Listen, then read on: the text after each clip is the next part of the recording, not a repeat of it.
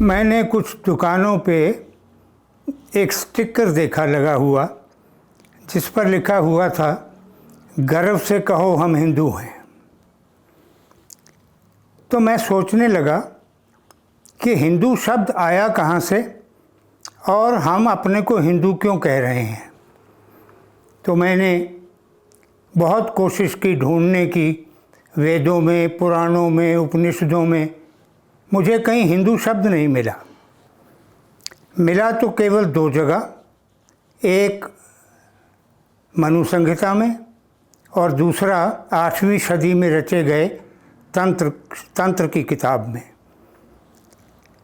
मनु के यहाँ हिंदू उसको कहा गया है जो हिंसात्मक कर्मों से घृणा करता है, और मेरु तंत्र में ये कहा गया है कि हिंदू जो हीन कर्मों से घृणा करता है। तो इसमें हिंदू धर्म वाला कहीं इशारा मुझे नहीं मिला।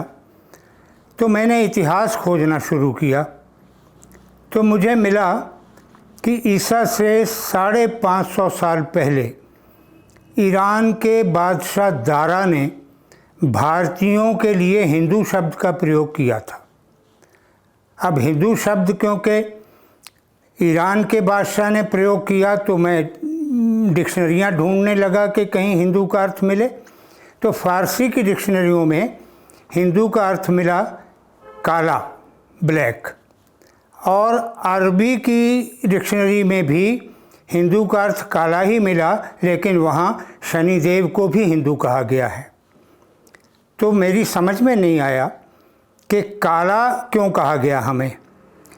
फिर ध्यान आया कि जैसे हम अफ्रीका वालों को काले कहते हैं, यूरोप अमेरिका में उनको ब्लैकीज़ कहा जाता है, उसी तरह से गोरे चिट्टे ईरानियों ने हमारा रंग उनकी निस्बत में काला होने की वजह से हमको हिंदू कहा।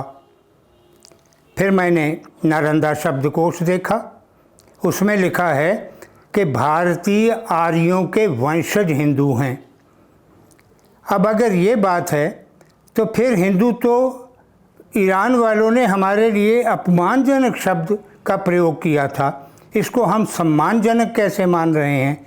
और हमारा धर्म फिर हिंदू धर्म क्यों कहा जा रहा है? अगर हम आर्यों के वंशज हैं तो हमारा धर्म आर्य धर्म होना चाहिए, सनातन धर्म होना चाहिए, वैदिक धर्म होना चाहिए, या कुछ ऐसा ही नाम होना चाहिए। आप सोचिए, शायद आपको कोई नाम सूझे।